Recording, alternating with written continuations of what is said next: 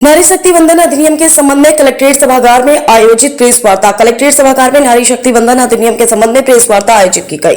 Press वार्ता में विभिन्न क्षेत्रों की विशिष्ट महिला वक्ताओं ने सहभागिता करते हुए अधिनियम के प्रावधानों, महत्व एवं महिलाओं के सशक्तिकरण में इसकी भूमिका पर विस्तार से प्रकाश डाला। इस अवसर पर डॉक्टर शशि किरण, शिक्षाविद एवं पूर्व प्राचार्य NAKP डिग्री कॉलेज ने अधिनियम को महिला नेतृत्व को सशक्त बनाने की दिशा में ऐतिहासिक कदम बताया। डॉक्टर सुनीता यादव, चिकित्सक, ने महिलाओं की भागीदारी बढ़ाने से समाज के समग्र स्वास्थ्य एवं विकास पर सकारात्मक प्रभाव पड़ने की बात कही।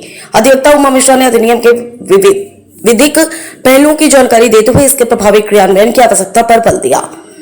पर्यावरणविद गुंजा जैन ने महिलाओं की भागीदारी को सतत विकास से जोड़ते हुए इसे पर्यावरण संरक्षण के लिए भी महत्वपूर्ण बताया।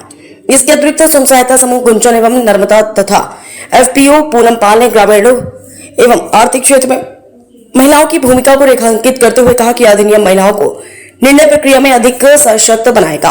प्रेस वार्ता के दौरान सभी वक्ताओं ने एक स्वर में कहा कि नारी शक्ति वंदन अधिनियम महिलाओं को राजनीतिक एवं सामाजिक क्षेत्र में नई दिशा प्रदान करेगा तथा देश के समग्र विकास में उनकी भागीदारी को और सुदृढ़ करेगा। इस अवसर पर जिलाधिकारी आशुतोष कुमार द्विवेदी, मुख्य विकास अधिकारी विनोद गौड़, जिला विकास अधिकारी श्याम कुमार तिवारी व संबंधित लोग मौजूद रहे।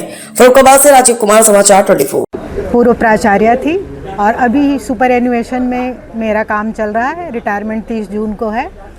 तो आज का ये जो यहाँ पर मीटिंग बुलाई गई थी वो महिला विधेयक के संबंध में ही था कि सरकार जिसको पारित करा चुकी पहले ही 2023 में, उसके लागू करने के लिए पहले भी यही शर्त थी कि जनगणना के पश्चात यानी जातिवार जनगणना के पश्चात 2029 से इस नियम को लागू किया जाएगा और लोकसभा और राज्य की विधानसभाओं में 33% आरक्षण महिलाओं को मिलेगा ताकि शासन में नियम निर्माण करने में उनकी भागीदारी बढ़ सके और जो भारत के 2047 में विकसित भारत के अभियान को साकार कर सके।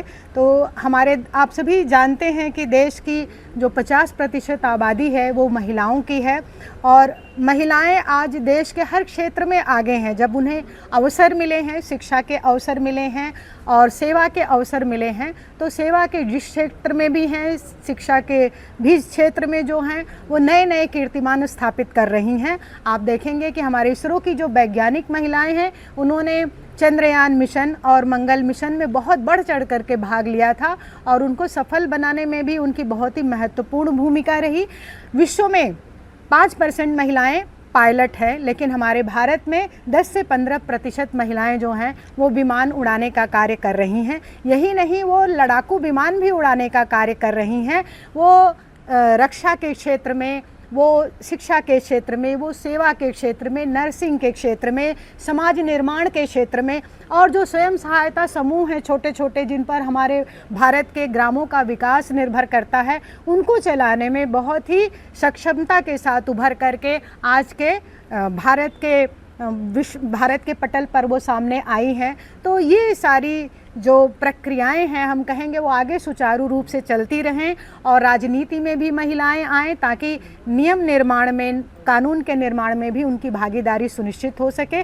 तो इसलिए एक विशेष अधिवेशन ये चल रहा है सदन का और उसमें लगातार विपक्ष और सत्ता में बैठे हुए लोग इस में जो भी कमियां हैं उन पर विचार कर रहे हैं और उसमें जो भी और चीज़ें हम ऐड कर सकते हैं उन पर विचार करेंगे।